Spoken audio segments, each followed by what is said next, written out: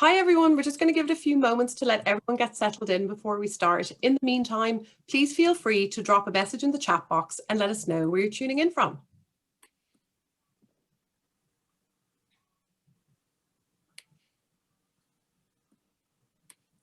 Good evening everyone, my name is Michelle Power and I am the Global Alumni Relations Coordinator for UCD. I'm delighted to welcome you to tonight's In Conversation, where we will examine President Joe Biden's first 100 days in office. This evening's episode is the 24th UCD In Conversation webinar. Through this series, we welcome our alumni community from around the world to listen as fellow alumni, UCD academics and guests share their stories and ideas. This also reflects UCD's Rising to the Future strategy and its 4 strategic themes: creating a sustainable global society, transforming through digital technology, building a healthy world, and empowering humanity. We are delighted to welcome back Professor Liam Kennedy from the UCD Clinton Institute and his associate, Professor Scott Lucas. They are joined this evening by Irish Times journalist, Dr. Suzanne Lynch, who is joining us from Washington, DC. This evening's format will be a 45-minute conversation, followed by a short Q&A. We'll aim to wrap up before 8 p.m. Please feel free to submit questions throughout the conversation using the Q&A function at the bottom of your screen. Liam will get to as many as he can. If you miss any of tonight's webinar, don't worry, we are recording the session and it will be available on the UCD Alumni YouTube channel. So now it is my pleasure to hand you over to our moderator, Professor Liam Kennedy. Over to you, Liam. Thanks, Michelle, and thanks to the team in putting together this event. Taking stock of how well a new American president is doing after the first 100 days of the presidency has become a tradition in Washington. It's one that began with Franklin Roosevelt back in 1933. When he shored up a sinking banking system, he signed 76 bills into law, and he also signed 99 executive orders and led the groundwork for what became the New Deal during a first 100 days in office. However, 100 days is also something of an artificial milestone. One could question its significance. Former Obama advisor David Axelrod once referred to it as a hallmark holiday.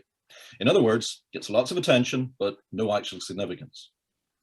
And yet it's hard to resist using it as an opportunity to provide a report card on the new president, to begin to measure the poetic promises of election rhetoric against the prosaic realities of making policy.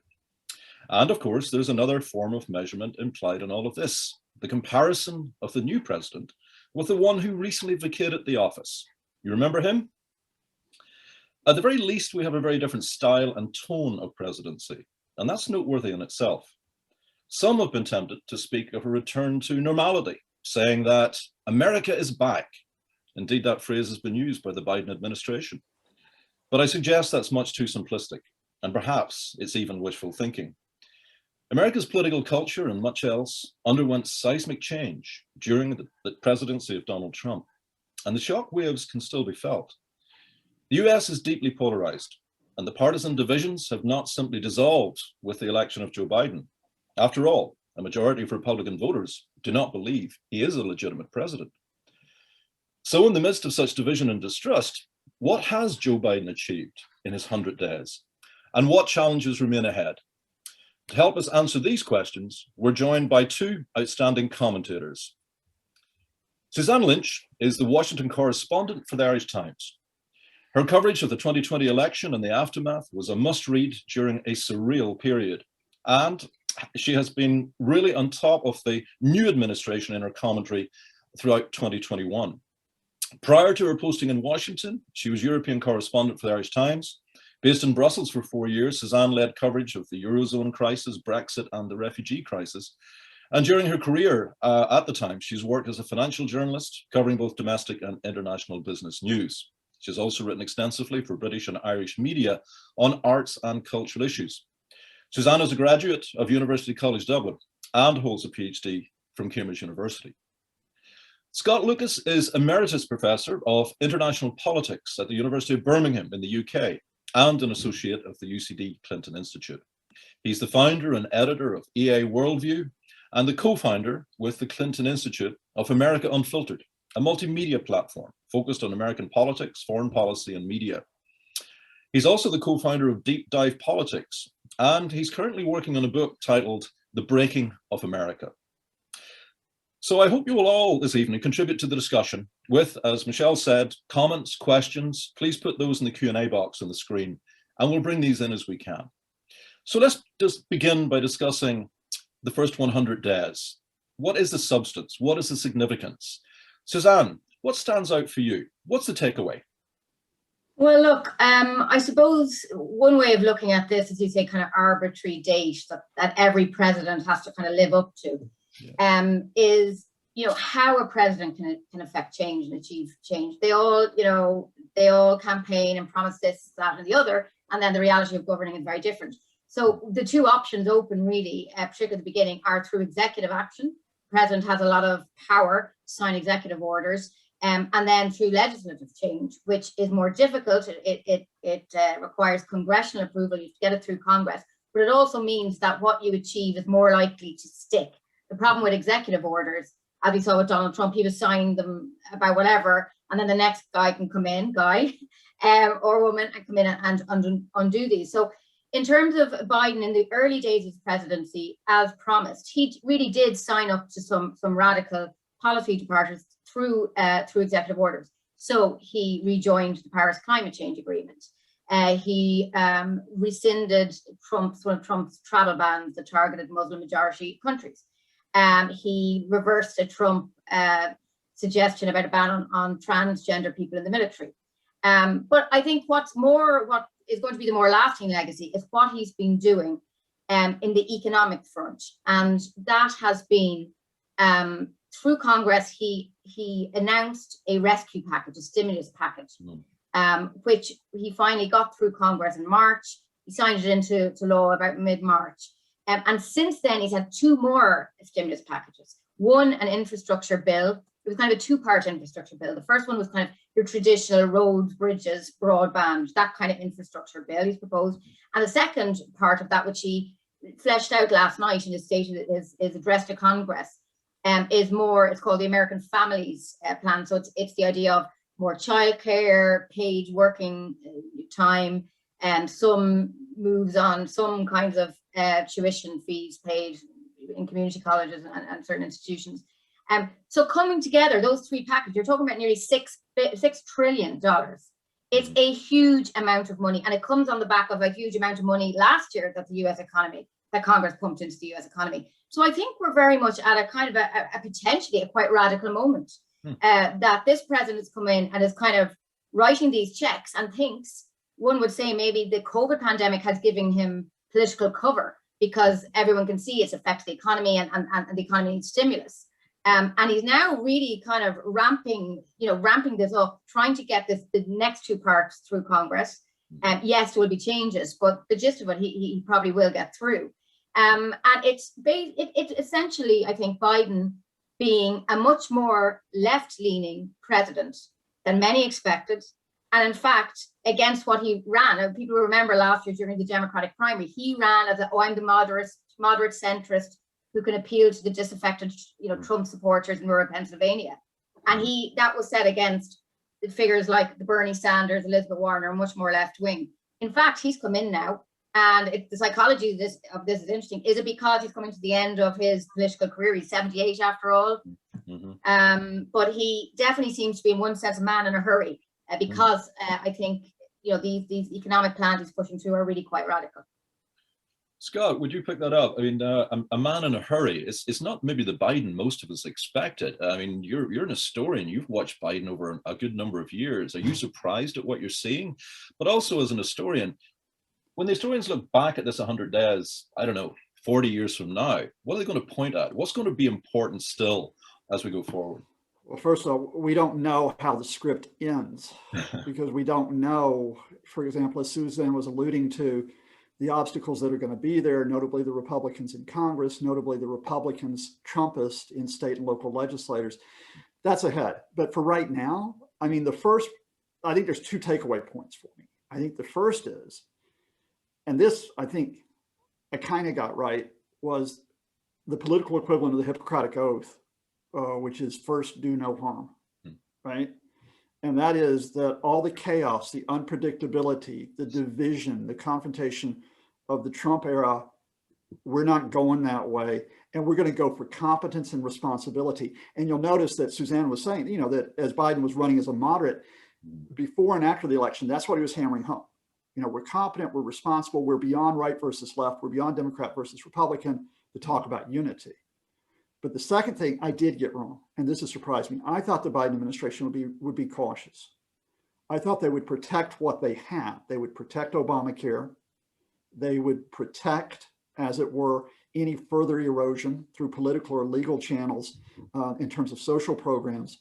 I didn't expect them to pursue, you know, and Suzanne gave a great summary there. When you take the American Rescue Plan, the American Jobs Plan, which is linked to a green economy and infrastructure, the American Family Plan, projecting to lift, I think it's 50% of all children out of child poverty, benefiting 65 million Americans. This, to me, appears to be the most ambitious program since the New Deal of the 1930s. And I don't think it's coincidence that the term 100 days applied to Franklin Roosevelt. Biden was invoking that last night. Mm-hmm. Mm-hmm. Now, why are they doing this? Yeah, you know, maybe Biden because he thought I'm a one-term president, but I think it's more, Joe Biden's a pragmatist, but Joe Biden is someone who wants to get things done. And he's got a very compelling personal story behind this to add to the moment. A man who lost his first wife and lost his daughter to an accident. A man who lost a beloved son to cancer. So when he talks about loss and what Americans have lost, it's not like he's distanced from that. So you take that Biden idea, I want to make things better. And then I think the other thing is a lot of the Biden administration people served in the Obama administration. And I think the lesson they took away from it is this. After getting Obamacare through in 2009, 2010, and facing an obstructions Congress with the Republicans in the majority, they got too cautious. They got too cautious because they didn't think they could get things through. Now they've got a narrow, and it is a narrow majority in both houses. It is not the time to be cautious. It is the time, American phrase, we like to say in the South, go big or go home. And these folks are going big. Biden referred to last night, this is both a crisis and an opportunity. Deal with the crisis, seize the opportunity. Thanks, Scott. Yeah, I think there's certainly a learning curve there. Biden learned a lot from that caution, I think, in the Obama administration. You both started by talking about both style and substance. Now, substance we'll get to, we need to, especially around the rescue plan and these other large portions of legislation. But just stick with style for the moment, because, you know, it's like whiplash to look at the difference between the president who left and the president who has rolled up. Can you say a little bit more about that, each of you? One of the BBC correspondents put it this way recently. He said, the transition from Trump to Joe Biden has been like going from a daily crack pipe to a small bottle of low alcohol beer once a week. Now, that's not the sort of thing you expect from the sober BBC, but we take the point. Suzanne, could we start with you? I mean, you're in close in Washington. You see what's going on there. You have insights that we don't have. I mean, do you think the Washington political culture has changed? When we're talking about style here, it's not just Joe Biden, it's the style of politics and the culture as well. I mean, has the relationship between the press and the White House changed, for example? Yeah, I mean, I think you're absolutely right. I think it's fair to say that the country is breathing a kind of collective sigh of relief. You know, even Republicans who supported Trump, the sense that this constant drama and personnel toings and goings from the White House that dominated, like it became a lot about style and actually not about substance during the Trump years. You know, there's so much happening around the country that never really got covered because everyone was fixated with the drama that was playing out in real time through Twitter. So, you know, as Scott was saying there, you know, he very much ran as the person I am, you know, I will return this country to order, the restoration candidate, if you like.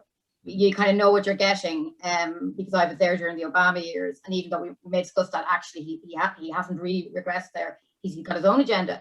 But in terms of how it works here, yeah, I mean, Washington, it's a very strange time, Liam, because obviously when I was at the inauguration and it was a really moving experience, but it was also an extremely strange, surreal experience because there were heavily armed police everywhere, and the entire city was in lockdown. Maybe, you know, a 5-mile radius behind barriers, you know, heavily armed National Guard troops. And to an extent, that hasn't really gone away here. Obviously, the security isn't as tight, but there still is a lot of fencing up around the Capitol, also around the White House. It's completely, for people who visited Washington before, where you could get up quite close to the White House and Capitol. Like, that's not happening anymore. It's the fences are much further back in the perimeter. And COVID means that it has changed the dynamic of, like, for every political system in the world, how that works. But there has been a kind of reset, I think, between the media and the White House. So we've got Jen Psaki, the White House press secretary. She gives daily briefings. And again, these are kind of what they're supposed to be, but you're kind of boring updates on what's happening, and people get to ask questions. I've been asked some of them myself. So what is interesting though is, and Biden is criticized for this, but I think it might be a lot more strategic, is that he is being kept away from the media quite a bit. He does very few press conferences. He does very few media interviews.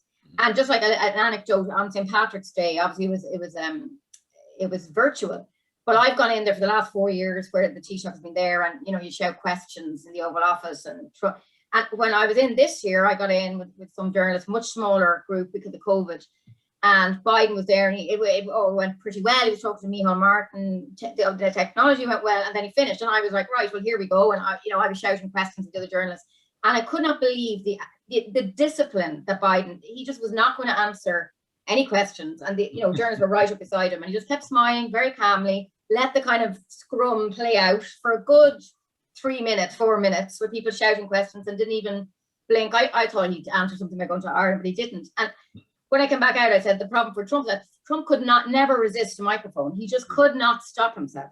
When somebody came, and then that caused him obviously so many problems. He decided he was the best person to take the White House briefings on COVID, for example, when he should have just left it to the experts. So, that whole change is huge. It's hugely different.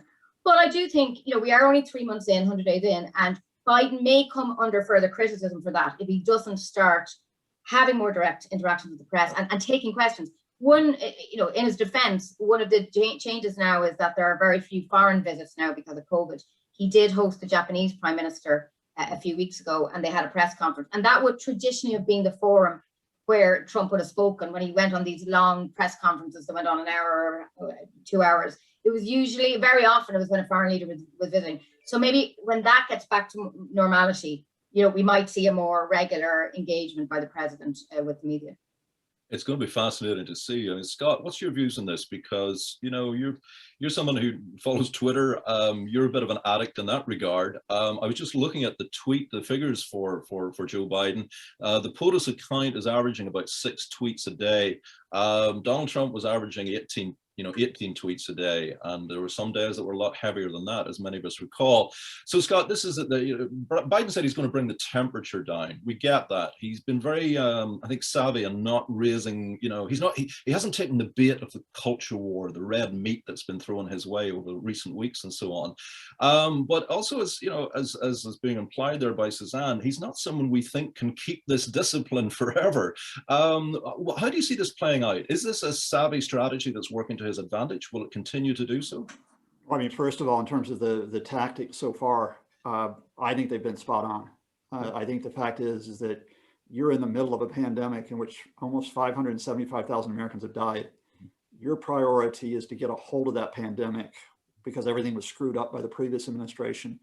You've got this ambitious agenda to deal with the economy, to deal with climate change, to deal with police reform. At the same time, you've got an immigration issue building up on the border. We'll probably be talking about that in a few minutes. To get into, as it were, the bear pit.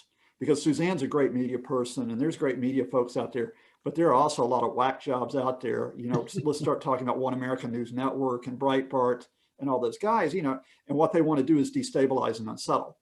So yeah, this has been managed so far. So a lot of what we've seen from Biden have been when he's presented the executive orders, for example, that very contained approach. This is what we're going to do. Now go and deal with the content of the order. Don't shout questions at me. I think in terms of the style issue and where it goes from here, let me take it a little bit beyond, because it's easy to go after Trump, and bless his soul, he's probably still trying to figure out how to get around the block on his Twitter account, down in Mar-a-Lago. It's not just Trump, it's an administration. And that, okay, I'm going to say it, I don't care, put me on the record, that administration was filled with whack jobs.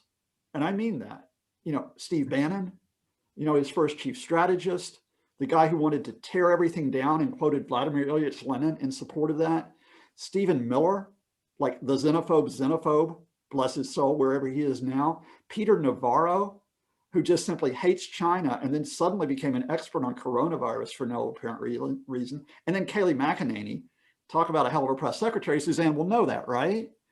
And those folks, it was like you had everybody chasing your tails, not just on what Trump was tweeting, but on what stupidity was coming out that yet, to the point when a guy named Scott Atlas, who's a neuroradiologist, fine profession, has nothing to do with coronavirus, however, and he becomes the point guy on the pandemic.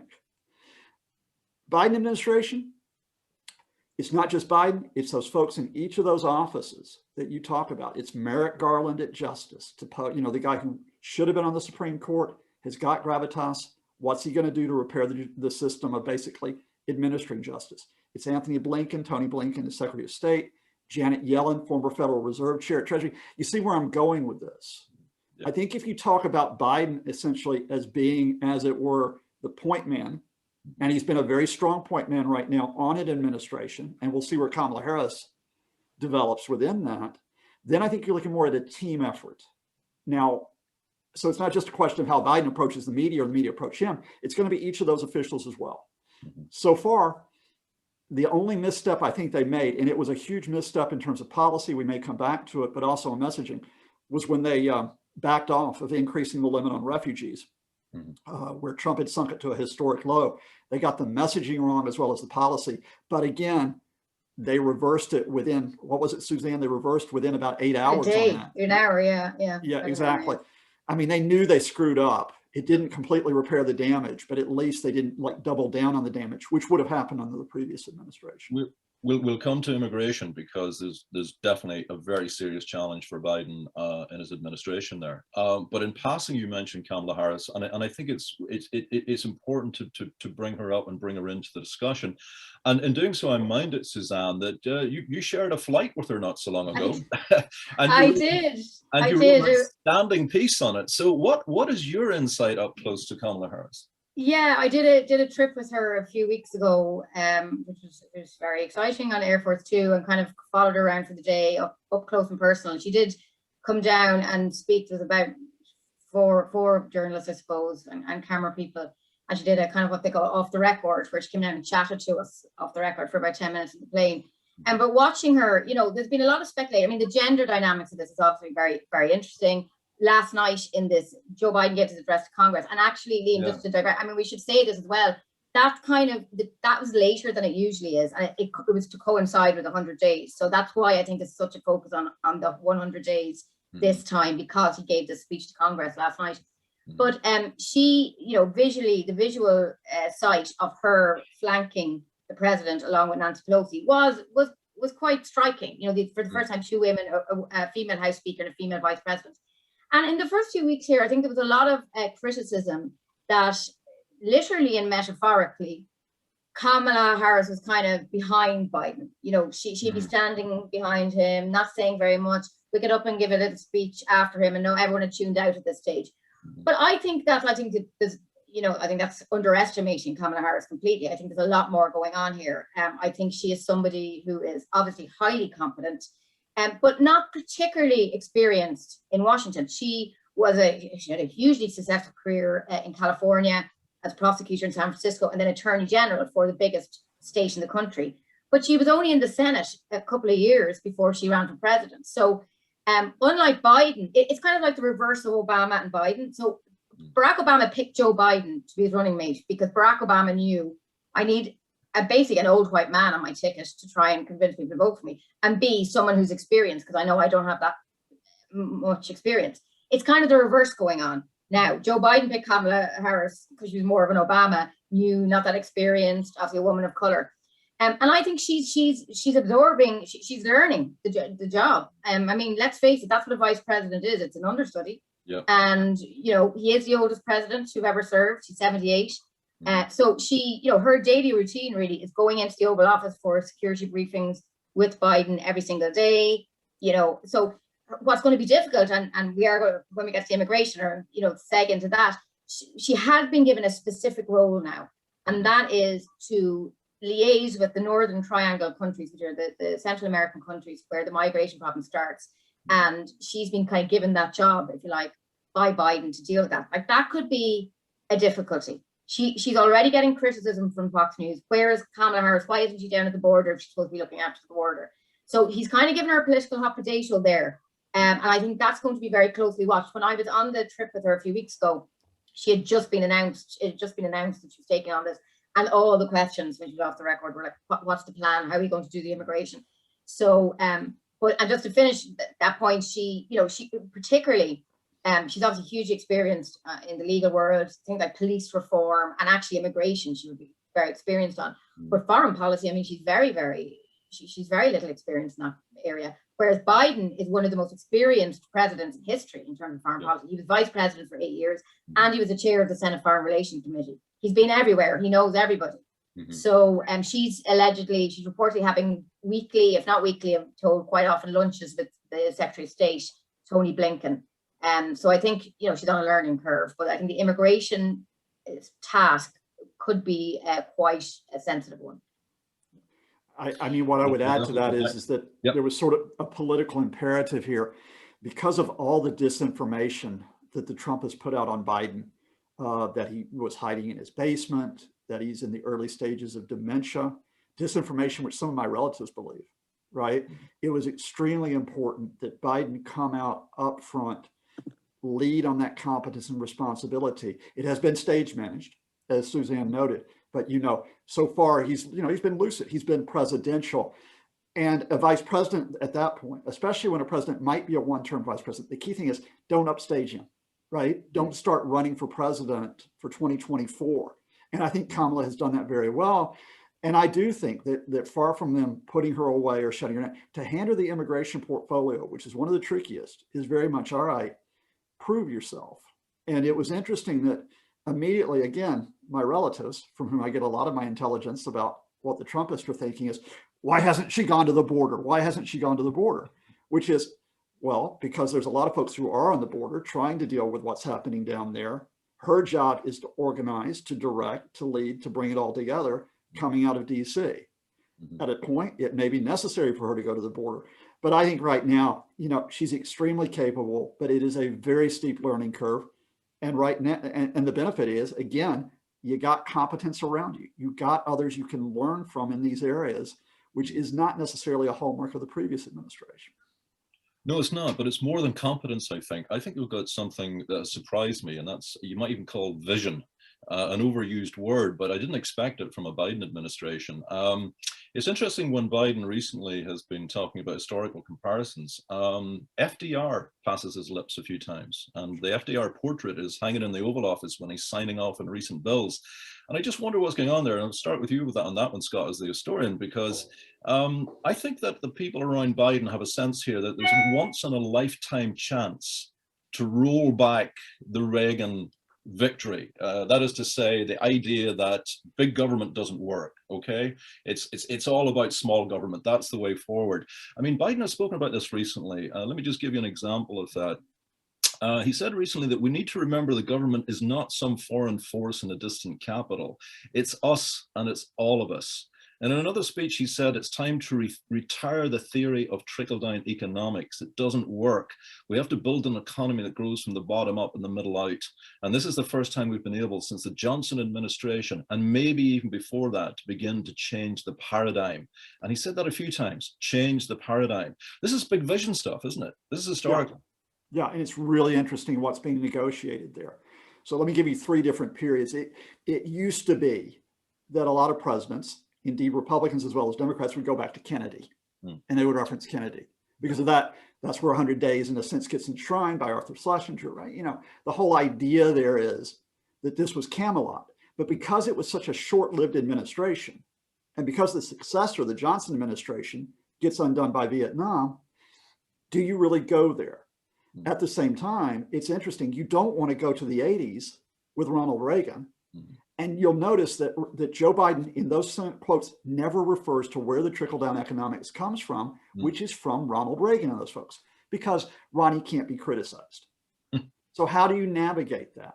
And how do you navigate what everybody, again, a lot of, not everybody, but a lot of people in the Washington press wanted to whip up, which is centrists versus progressives, right? Let's get them going. Let's whip it all up, right? And indeed, swear to God, Politico is still trying to do that each and every day. But at the end of the day, how do you navigate centrists versus progressives? You reach for the New Deal. You reach for the New Deal. You reach for FDR, right? He's far enough back that he hasn't been involved in any of the recent bloodletting in the Democratic Party. And you run from there. Again, Biden, the guy's been in Washington, what, more than 40 years, isn't it, Suzanne? Yeah, you know, he's shrewd. He's shrewd, not just in knowing policy, he's shrewd on messaging. And so that whole basically appeal, although the one thing is, and I get your feedback on it, Liam, and yours, Suzanne, is it is interesting that you're in a changing America, multicultural, multi-ethnic, more women than ever who are involved in frontline. You go back to an old white guy as your icon. An old Irish white guy, you should be adding, as your icon. But you've already mentioned within that there's elements of his life story that are important. And that maybe, just maybe, Joe Biden is the right person at the right time for America that needs to do a bit of healing. I'm being a bit hopeful there, perhaps, but I just wanted to throw it out there. On this question of maybe a once-in-a-lifetime moment to change the paradigm, Suzanne, I mean, there's no easy answer to that, I know, but what's your instincts looking at it from Washington? Can this be a transformative presidency? And how do you sort of work against the deep distrust of government that Americans have? Yeah, well, see, that's what's interesting, Liam. Is that changing, I think, is the question. Are we at a moment in American society where this deep distrust, and you're absolutely right. I mean, you know, what we characterize, you know, what they characterize as left wing, what we characterize as left wing are very different things. Yeah. But that's what's kind of interesting. And as Scott said at the beginning, we don't know how this is going to play out. Number one, economically, a lot of economists on the left, people like Larry Summers, former Treasury Secretary, he's been fascinating on this. He has warned that this is too much stimulus for the US economy, that it doesn't need it, and that it's going to lead to inflation. Yeah. And he says it's not targeted enough to the people that need it, and you need more structural change. Like, you know, there's no point in throwing money at it, and then the middle income people will just hoard that money and not act, you know. So there's been criticism from the left that actually he is pushing too much money into the economy. But I mean, this is a broader question for every government in the world now about COVID. Our own government in Ireland, you know, governments around the world, they're taking advantage of high interest or low interest rates. And Biden is also proposed a number of taxes on higher earners, change to capital gain tax, etc., to fund this, and corporation tax, which incidentally, of course, could be a problem for Ireland. But the question is, you know, the polling on this is showing that Americans they're still concerned about the deficit, but they are maybe changing on this. That they are prepared to say, well, maybe we can have European style, as they see it, socialism, but some more government intervention than they're used to. And I think what's interesting about Biden as a politician, and this is part of his success, is that he has always managed to sense where the country is going, even if he personally wasn't in favor. So on social issues, like his own views on abortion, for example, have evolved. On marriage equality, he famously came out in front of Obama, and Obama's people were extremely angry when he was VP and kind of said, we're for, you know, marriage equality, because he knew that's where it was going. And his own, and like, is that what's happening here with him? It could well be that he sees the people like AOC on the left, Alexandria Ocasio-Cortez and Bernie Sanders and all and says, well, maybe I can work with them. Maybe they do have a point here. And COVID, as I said at the beginning, I think gives him an excuse to do that, because we are in a pandemic that has had massive economic consequences. I mean, you're talking about there's obviously huge irony that this old white guy is the face of radicalism, if you like, in America. But I mean, we've also got Bernie Sanders. I mean, it's quite interesting watching that dynamic. Bernie, to the horror of Senate Republicans, is now the chair of the Senate Budget Committee. So he's actually got quite a lot of power in the Senate. And he is also becoming as pragmatic as Biden is, in that during the first of the three packages, we'll say the first ARP, American Rescue Plan, there was an initial proposal to put in a $15 federal minimum wage, and they could not get that through because they didn't have enough votes. So Bernie ended up accepting that. They're trying to do it in a different way now. But you could see him wanting to work with Biden, saying, well, this is kind of better than I thought. It mightn't be as left as I would have governed. And he's happy to work with them. Of course, I think there's a personal connection there. I think that one of the issues that Bernie Sanders and Hillary Clinton really did not get on at all, whereas Bernie Sanders and Joe Biden had a better relationship and he was able to work with them. But look, I think what Scott said though at the beginning is crucial. this could end up being a disaster if there's high inflation, the rich keep getting richer, the poor are finding it harder to get back into the workforce. And, you know, maybe everything gets trickled down when he tries to, you know, scale back, when he tries to get these final packages through. But it is undoubtedly an interesting moment, I think, in American society. And maybe a beginning of a sea change in attitudes towards big government and the role of the state in society. Absolutely, that's exactly what I was getting at. Thank you. And he calls that a paradigm shift, but that's exactly what he means when he talks about that. Scott, back to you, because when Biden does talk about it, he links it into foreign policy in an interesting way. He's done this a few times. He talks about the nation's domestic crisis as an inflection point, not just for America, but actually for the world. He frames the domestic revitalization and rebuilding as part of a global conflict between what he calls authoritarianism and democracy. He said in his infrastructure speech, and I quote, "That's what competition between America and China and the rest of the world is all about." And he said something similar last night in his speech then. So Scott, how do you view his first 100 days in terms of foreign policy? In terms of foreign policy, up until last night, I'd say very positive. And by that, I mean, you know, there's so many places we could talk about. We could talk about Iran and the nuclear deal. We could talk about the troop drawdown in Afghanistan. We could talk about more broadly Middle East policy. We certainly can talk about the lines to be drawn with Russia and with China, rebuilding alliances, including NATO and with the EU. But I think what holds that all of it together is rules of the game. We're going to reestablish the rules of the game here, because there were no rules of the game under Donald Trump, except everything about foreign policy should be about me, Donald Trump. And so what do you do to establish rules of the game with allies? You communicate. We've seen that, for example, with the virtual summit that he had with the EU. And of course, I'm sitting in the one country, the UK, that was outside of that meeting because of their Brexit decision. He's talking about reassuring NATO, working with that. Then on the other side of that, you're talking about, for example, with Russia and China, rules of the game. So he's come in with the sanctions on the Russians, which is, you know what? You don't mess around in our elections or in other people's elections. You don't try to kill people with nerve agent outside your borders. And if you try to wipe out your opposition by using nerve agent, we'll call you out on that as well. With China, it was very much as seen by that very tense meeting up in Alaska. Look, we're going to talk to you. We're going to play hard in terms of economic issues. We're going to play hard in terms of the fact that we can coexist, but we do realize there's competition here as well. Afghanistan, there's no good policy in Afghanistan. So to say, come out, I wasn't quite happy with the symbolism of September 11th, which was over the top, in my opinion. But you can see what he's doing there. The reason why I have disquiet last night, I'd be interested in Suzanne's feedback on this, is the initial line from the Biden people was, we have to get our domestic house in order. Coronavirus, education, housing, and so on, before we can go out with legitimacy to tell the world what should be done. So this whole idea of city on a hill, you know, so we got to rebuild the city on a hill before we have the authority to talk about how great it is. Last night, he went very specific, which was, it's us versus the Chinese. The one foreign leader I think he name checked was Xi Jinping. So it wasn't just authoritarians, it was Xi Jinping. Now that, you're playing with fire there, because what Chinese communist media, what Chinese party media will be about all today will be, is that Biden is coming after us. Biden wants to ramp up this confrontation. And at this point, I don't think if you're a Biden administration, you want to get into a confrontation with the Chinese across all fronts. The smarter policy was the one that Anthony Blinken set out last month, which was confront where we must, but cooperate where we can, right? And basically compete where we have to. Okay, listen, Scott, I'm just going to ask you one very quick question off the Q&A, because it's foreign policy related. If you would be brief in this.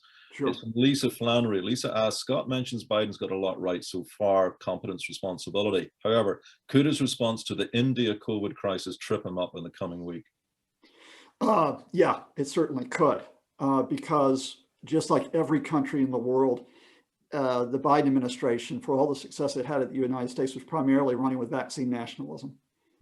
They gave some vaccine doses to Canada and Mexico, but it was only a few days ago, and Suzanne, I think it might have been 60 million doses that Biden committed to send to other countries.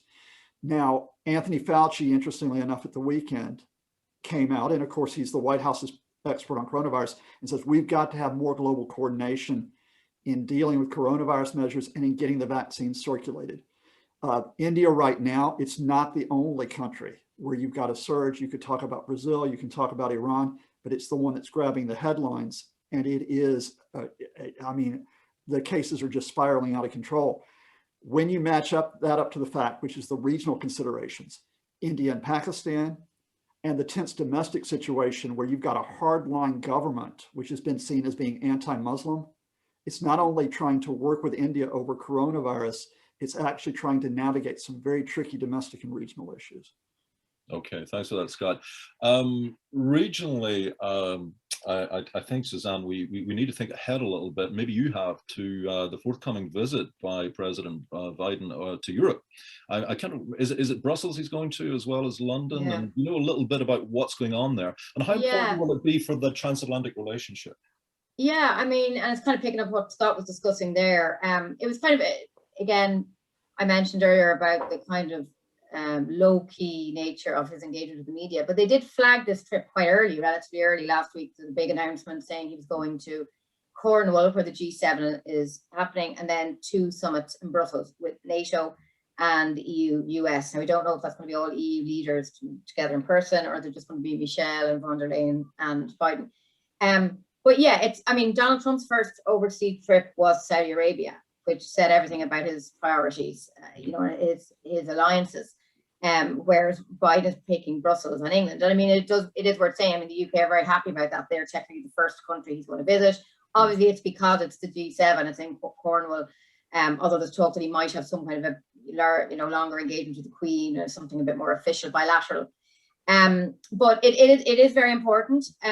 And obviously, Biden, before he's elected, talked a lot about the transatlantic relationship, you know, being a priority for him. And people like Tony Blinken and Jake Sullivan are very much transatlanticists.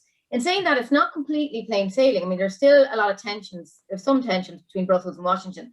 One being, actually picking up what Scott was saying, is attitudes to China. So the US was very annoyed that the EU signed an investment pact with China just before Biden was inaugurated, and it felt that the EU needed to be stronger on human rights, and it gave too much of an easy deal to China. Essentially, that was very much a German-driven investment pact, so they would have liked more cooperation on that. And there are still some trade tariffs in place. There's still now this whole issue of travel bans and who's going to be allowing who into each country. So it's not completely plain sailing there.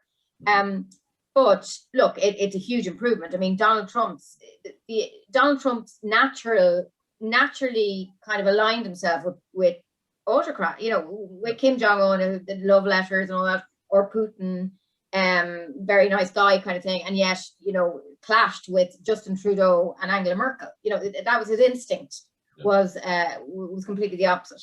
So there has been a welcome reinvigoration of that transatlantic relationship. Yeah. What is going to be interesting about the foreign trip, it takes place around the 11th of June. There's now a lot of speculation, and the White House is not pushing back on this, so it looks like it's going to happen, about a meeting between Biden and Putin.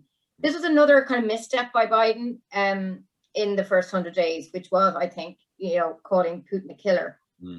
He did that in an interview. He was asked by this is why they don't want him in front of the media a lot, because he was asked, do you think he's a killer? And he said yes. And then, Scott felt he was inflammatory towards China last night. But anyway, there does seem to be planned afoot for some kind of Putin-Biden meeting, which would be huge.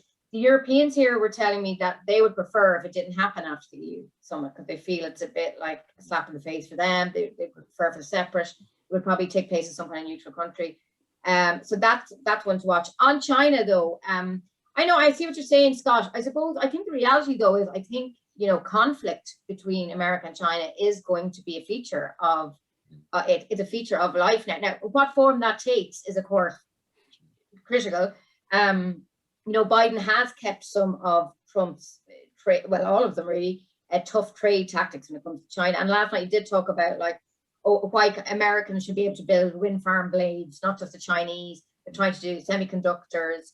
There's the issue that America is trying to pressurize other countries not to use Huawei, the Chinese company, and then other people saying, well, the Americans don't have a Huawei, so what are we supposed to do? China is just way ahead on some of this technology. But that is, I agree that it's like this, you know, we can see what's happening around Taiwan. Biden sent senior officials to Taipei recently. That did not go down well with the Chinese. But then he also sent John Kerry to Beijing to talk about climate change and let's work together on it. And that's getting back to the point you were making, Scott, like that he's saying, let's work together in some areas, but in others we disagree. But yeah, where that goes is very important for the world, quite frankly. And, you know, I mean, stepping back, the dominance of China, the ascendance of China over the last few decades is one of the defining themes of our time, really, and how he's going to deal with that. And whether he's going to use allies like the EU and then the Quad, this group of countries, which also includes India. And getting back to what you said, he's really, I think, to answer that question, you know, that's another reason he's in the Quad group, which is, you know, 4 countries, and a part of that is to try and get an alliance, you know, against China.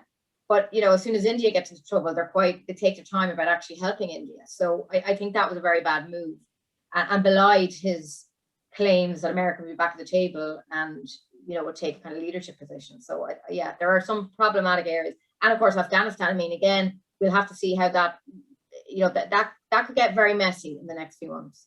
He's not throwing down those troops until September. So let's see how that plays out too. There's a huge landscape there internationally. We don't have time to get into it all. And Scott, your expertise in foreign policy means you will talk for a long time if I ask you to come back on all of that. Yeah. But could I pin you down on one part of it? And that is Brexit. And that's because you are in the UK. You see it up close. Is the British government pinning new hope on Biden meeting Johnson and that things may get resurrected? Because that is not an entirely healthy and friendly relationship at the minute, is it? Boris Johnson might be pinning hope in it, but right now Boris Johnson is in deep political trouble because, whisper it quietly, he's corrupt, and he's been busted, of all things, for basically using money from a donor to decorate a flat with expensive wallpaper, and then getting caught saying, regarding coronavirus, let the bodies lie where they fall. So this is a weak prime minister. So I don't think Whitehall, in a sense, is going to play that game of, oh, we got to have the first visit. You know, the media will play up the fact that Biden has stepped foot in Cornwall, which I think is still part of the UK and therefore still outside the EU. But beyond that, let's be honest. I said this a few months ago, and we might as well let it play out. Right now, I would rather be in Dublin than in London if I was dealing with the Americans. That the UK used to have a special role, not just within NATO, which of course it still has. It had a role because it was America's interlocutor with the EU. Mm-hmm. Now that is gone. Now, who do the Americans represent issues to with the EU if they want to work with us? The Irish fit into that position. The Irish fit more into an American vision, or at least a Biden administration vision, not a Trump administration vision, of the way that the global economy can work, that we're all out to defend our interests, but we can work together, whether it be in terms of progressing ourselves or facing the Chinese challenge. The UK, when it came out on Brexit, and this is not just regarding the United States, but on so many issues, simply isolated itself. And it isolated itself as a reminder, not just on economic issues, where it's going to pay the price with a recession this year. It isolated itself on security and intelligence issues because it did not, in Brexit, safeguard security and intelligence links with the EU. Now, there are still special US-UK security and intelligence links, but increasingly for someone like the Biden administration, that's part of a wider network of relationships that includes the Europeans, doesn't push them off to the side. So Boris Johnson is just a symptom of what has been a widespread UK descent into political madness that I don't think is going to be repaired anytime soon. And I'd like to come back to you, if you don't mind, Suzanne, just to really hear what you think is the role or opportunity or challenges for Ireland as we go into Brexit now with a new American president. Well, look, there's no doubt that Ireland, compared to other EU countries, I mean, it's important to remember that the way it works diplomatically here in Washington is that if you're a member of the EU, yes, you've got your embassy here in Washington, you have a bilateral relationship with America, but you also have a collective relationship as a member of the EU. The EU ambassadors here all meet every so often. You know, they have they obviously have difference between each other, but on some issues the EU is a bloc, and they're all on the same page on a lot of things, and lobby and make representations to the White House as EU member states as well. So that's kind of helpful. That's a part of Ireland's identity here. But Ireland obviously has a very strong connection with the Biden administration because of its Irish roots. In saying that, I've said this before, it's very positive, but there are also challenges. One being the corporate tax issue. And, the government might keep saying it's fine, companies are coming for our education workforce and all the other things. They're also coming for the tax. And if there's a threat, the Americans and Janet Yellen and Biden are now talking about a minimum corporate tax rate, and Ireland is very much against that. So that's a change. That's something the Irish government is not welcoming, and so there's a subject of tension, if you like. Yeah. And the other one to mention would be the Middle East. I mean, Ireland would be perceived as being very pro-Palestinian here. And even the Irish American members on Congress who are so pro-Irish, I mean, most of them would be much more pro-Israeli. And like that's an area where Ireland and America are on different sides on a foreign policy issue. But generally, look, there's a huge goodwill towards Ireland. As Scott was saying, I think there is no love lost between Joe Biden and Boris Johnson. They're extremely different people. Their politics are completely different. Boris's kind of cozy enough relationship with Trump, is not respected by the Biden administration here. But then Biden is a pragmatist. Britain is still a big country. It does have the security links, even though, except what Scott is saying, they've been damaged by Brexit. But he might be able to separate those two things, the loyalty to Ireland or the loyalty to Britain when it comes to. But on Northern Ireland, it's absolutely the case that they're on, the Irish lobby has won out on that, as it seems to have with the entire Brexit deal, really. But that is the case here as well. A lot of support for Ireland on the Hill by both members of Congress from both parties, which is very significant. That's a great call out for the Irish lobby. I think they've done great work in Washington. I agree with you there. Just 20 seconds. 20 seconds. I'm just a topic. There's two pieces of baggage as well to add to that. The first piece of baggage is the Trump people helped get Boris Johnson into number 10 with some very, very shady dealings that I can talk about in another forum. But secondly, it really screwed up. The Johnson government screwed up here when they broke international law with the threat to basically scrap the Northern Irish Protocol and reinstitute a hard border. I don't think you can underestimate how that was viewed both by the Irish lobby in Congress and by the folks who are now in the Biden administration as a UK abrogation of responsibility. Yeah, absolutely right. Listen, we started to use the word challenges. We're moving toward, I think, the end of our discussion. So as I ask a few more questions, I'm also keeping an eye on the chat box, and I'll try and bring in more from that. But it's just another reminder to the people listening tonight. Do put questions or comments in there. Those challenges, they're not straightforward. We mentioned immigration, kind of skipped over it. We have to come back to it. I know, Suzanne, it's a huge story. It's many dimensions, but it's one that you've been tracking for a long time. Where does it stand at the minute, and how big a challenge does the Biden administration have here? Yeah, they've got a huge challenge. Like briefly, there was, there's a whole debate about the numbers, how you count this, but there was at some point, quite a visible surge in migrants, but coming in on the southern border. But this kind of happened. It's a seasonal issue. Also, this was kind of stopped during COVID, so all that dynamic is going on. But Biden is being really killed in the right-wing press about this issue. It's a huge issue for conservatives in this country, and he's trying to keep as far away as he can, and that's why he decided to cap the refugee numbers to the same level as Trump, because he's worried that's the weakness of his if he's trying to get these centrist people to support him. And then he got a backlash from his own party, and then had to kind of reverse that, as we said, within an hour. But it is an issue. What he's trying to do in Congress is interesting. Look, people on this call will know we've been hearing about immigration reform and the need for decades in America. He is now giving it another stab. He's talking about his immigration bill. He was quite, and again, if we were doing this in another 100 days, this could have become the focus. He's been concentrating, as we explained, on this domestic economic agenda. The immigration bill is one of the next things, and it's going to be very, very hard for him to get support. Actually, more hard than it was for Obama. Obama had Republicans on side in the Senate for his immigration reform bill. And then it fell in the House eventually, but the Republicans have actually got more to the right since then. And some of the people, the John McCain, different people who are actually prepared to do something in immigration, are going to be less eager to work with the Biden administration on trying to reform this. So that's going to be a huge challenge, and I can't see it really being agreed, but it's watch the space kind of thing. It's definitely going to be a theme for him in the next few months. Yeah, this is a political Rubik's Cube dealing with immigration, I think, isn't it, Scott? I mean, what does Biden and his team do here that can get any kind of success? I mean, not just for their administration, but for, the people who are, suffering on the border in various ways. First, not only do no harm, repair the harm. The coincidence is that you have the upsurge in immigration since January, including a lot of unaccompanied minors, including a lot of families, with a broken system, a system that was deliberately broken by the Trump administration. So what was happening is you've got to put a lot of these people into detention centers, overcrowded detention centers, because you got nowhere else to put them. Now, one of the things that has slipped pretty much under the radar, because it doesn't make for great headlines in some respects, is that in the past few weeks, the Biden administration has gotten the large majority, I think anywhere up to 90% of children who are in the custody of border protection, in other words, in detention centers. They've gotten them moved out of the detention centers.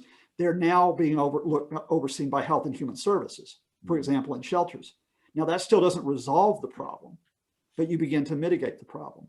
You've got to repair the judicial system for handling asylum. You've got to repair the process in terms of what are the guidelines that Border Patrol operates on. This is a huge system along, remember, a border which isn't just a few miles long, couple of thousand miles that has to be covered there. So first, you've got to show you're competent in handling that issue. Secondly, you then, I think, move probably in a more limited fashion. We know the immigration bill was go big or go home. I think, all 11 million undocumented immigrants potentially could have been put on the path to citizenship. That's going to narrow down. Who do you start with? You start with the dreamers, because the dreamers are young, they've got jobs, they've gone to universities. It's a photogenic policy. And that kicks it back across to the Republicans, which is, do you really want to throw these people out of America? Is this what your vision of America is? You do that as a positive, and then you hold up the potential there could be further positives down the road. Because the Republican asset right now is a negative asset. We broke everything, you've got it. But there is nothing positive that the Republicans can offer on immigration. They can't offer a wall with Mexico, because that doesn't work, surprisingly enough. And I think more and more the idea that you just shut everybody out, Trump sort of swung them so far that they've got their own problems in terms of options. It is a huge task for the Biden administration to finesse this.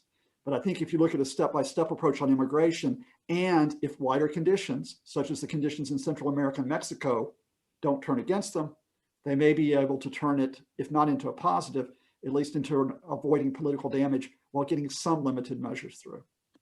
Okay, that sort of sets us up to think of where this can go, and also probably moving into the final stages of our chat tonight.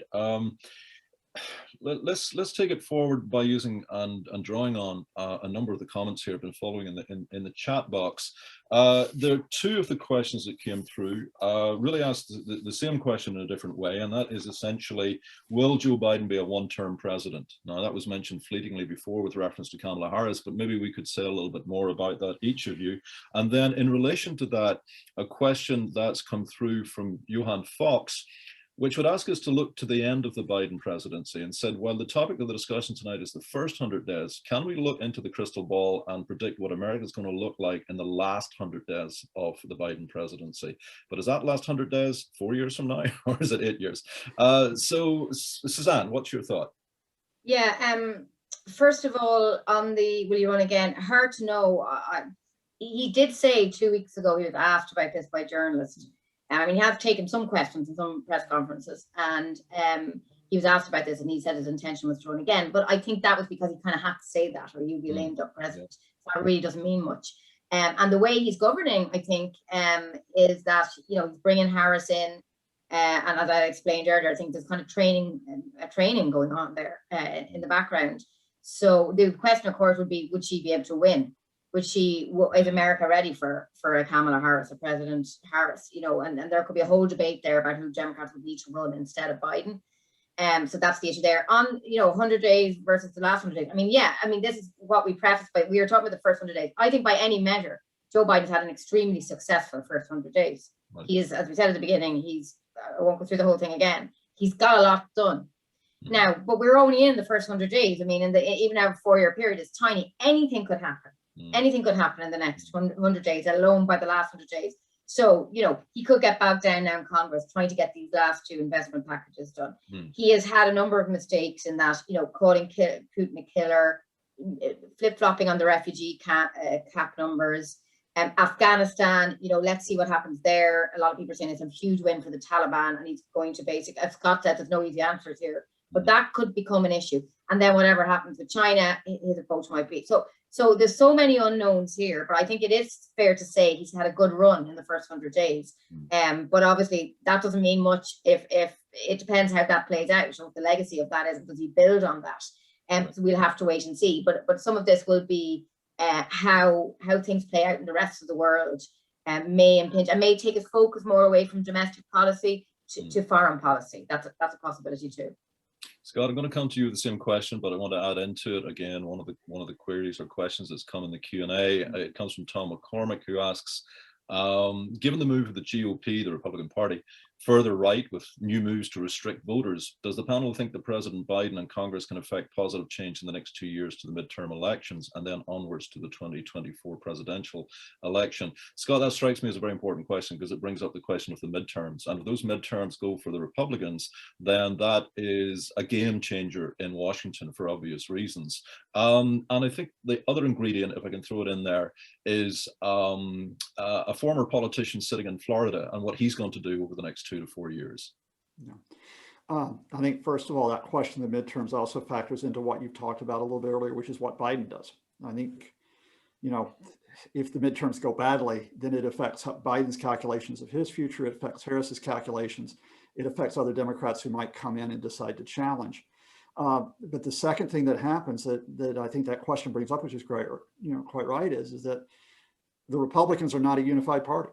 The Republicans, I think, are as deeply split as they have been in my lifetime because of the guy in Florida and those Republicans, not only in the House, but also at state and local level, who have decided being Trumpist is the way to go.